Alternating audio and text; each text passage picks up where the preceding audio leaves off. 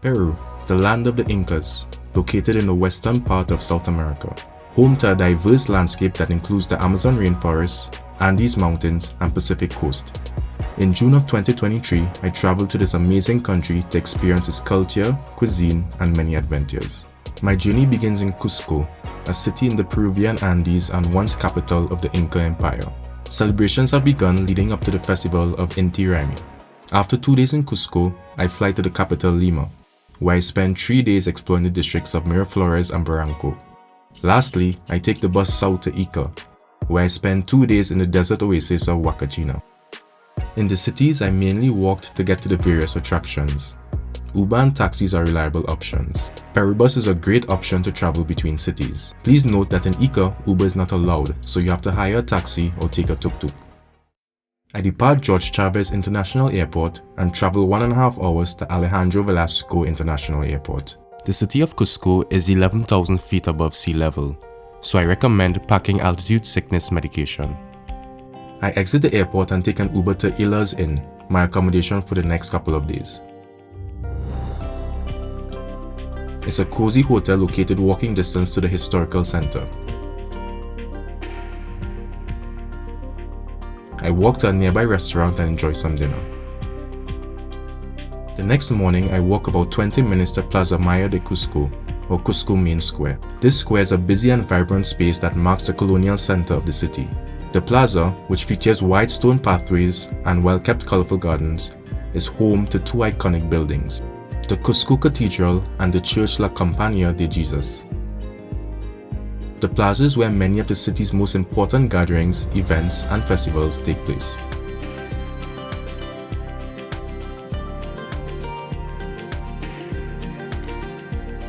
I arrived during one of the most anticipated festivals in Cusco, Inti Raymi, the Inca Festival of the Sun. Created by Inca Pachacutec, Inti Raymi was a tribute to the venerated sun god Inti. The festivities continues into the night with music, dances, and performances.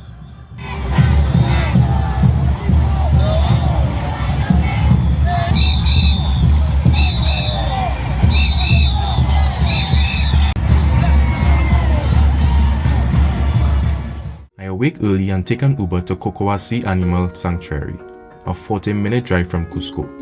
This sanctuary is a private organization dedicated to rescuing and looking after animals which have suffered mistreatment from previous owners, poachers, or hunters. Many of the species here are considered endangered. I am given a tour and educated about the various wildlife.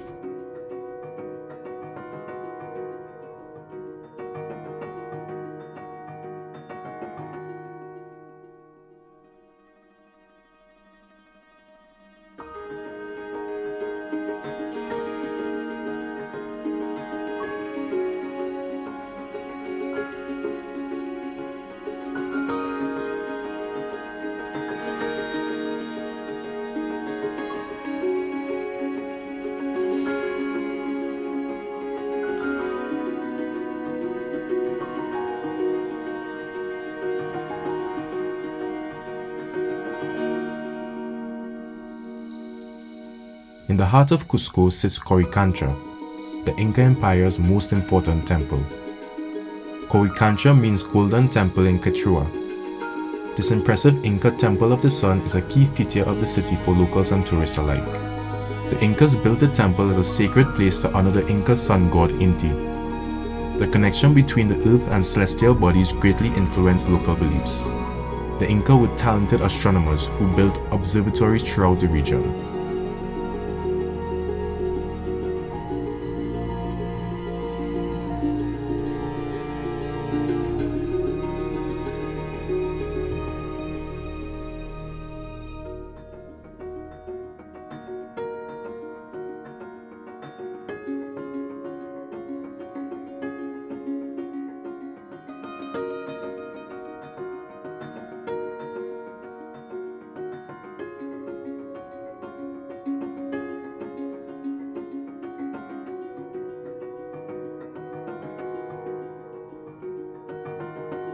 Cusco is an amazing city, and if you can prepare for the change in altitude, you'll have an awesome time. I leave Cusco and fly back to Lima, Filled with colonial-era riches, it is the only capital in South America that faces the sea, and it is hailed as the gastronomic capital of Latin America. I will be staying at the NM Lima Hotel for the next 3 days. Souvenir shopping is on the agenda this morning.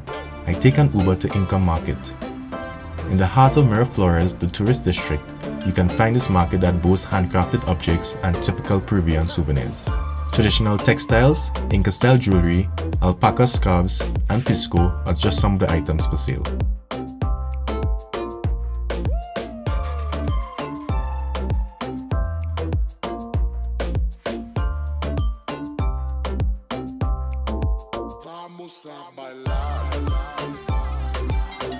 The Mercado in Surquillo is an enormous, genuine and bustling place where locals do their everyday shopping.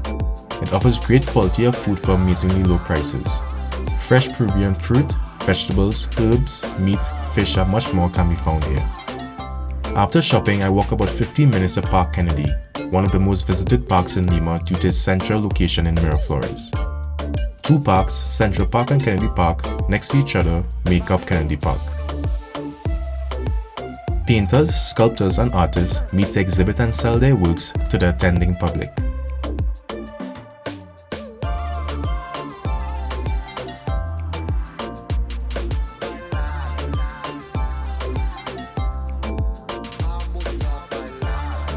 I take the 25-minute walk back to my hotel so I could see some more of the city.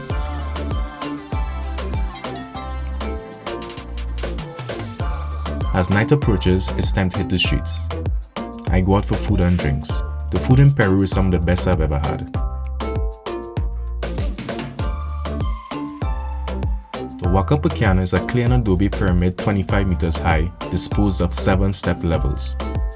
It was built by members of the Lima pre-Inca culture in 15 AC. The area was used as an administrative center to the surrounding irrigation zone, then as a ceremonial center, and finally as a cemetery by the pre-Inca cultures that occupied it later.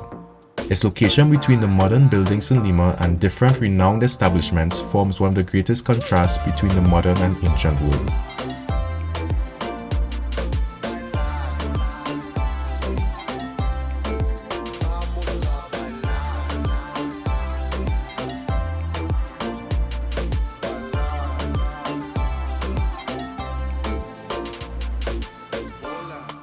The Miraflores Malecón is a park with walkways that run along the upper edge of the Costa Verde cliff. The view of the Pacific Ocean is indisputable. With its abundant green spaces, this boardwalk is undoubtedly one of the most beautiful areas in Lima.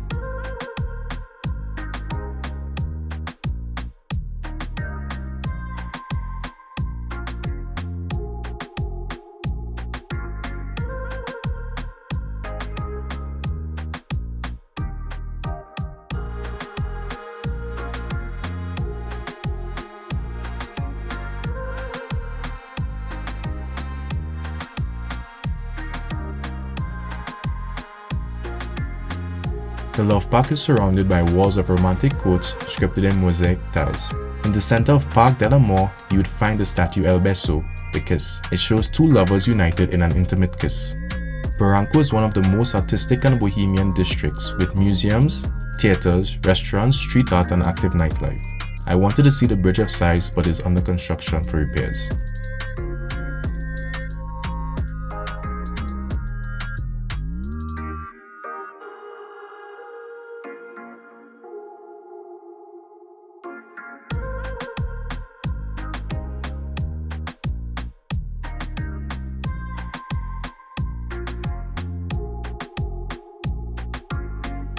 The Bajada de Baños, descent from baths, is a descent path that connects Barranco with the Pacific Ocean.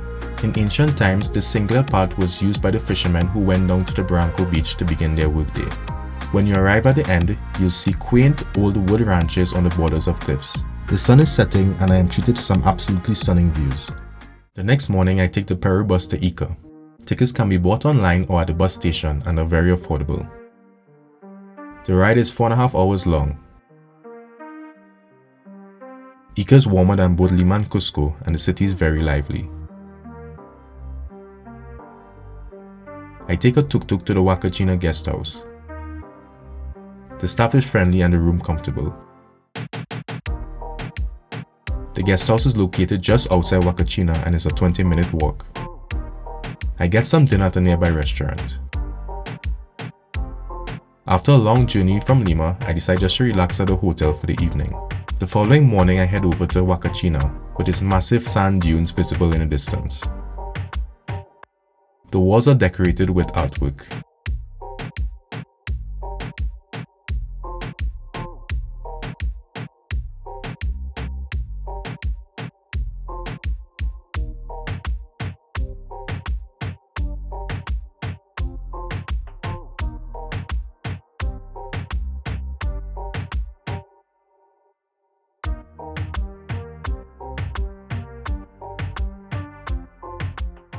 I arrive at the village.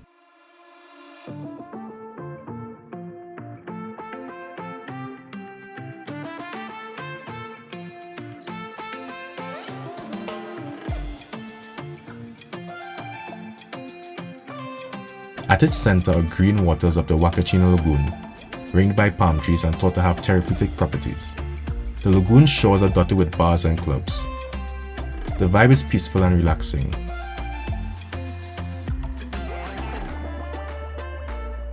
Dune buggies run across the high, rolling sand dunes surrounding the village.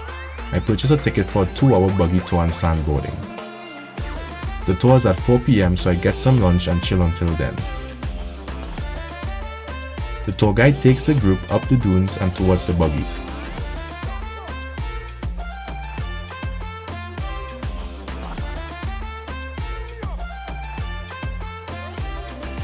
We enter and strap in for the crazy ride to come. The ride is rough and bumpy as we navigate up and down the slopes. It genuinely feels like a roller coaster ride.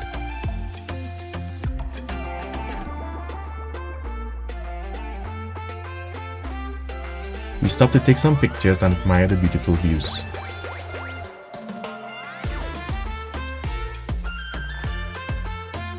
Next up is sandboarding. We each grab a board and slide down the steep slope.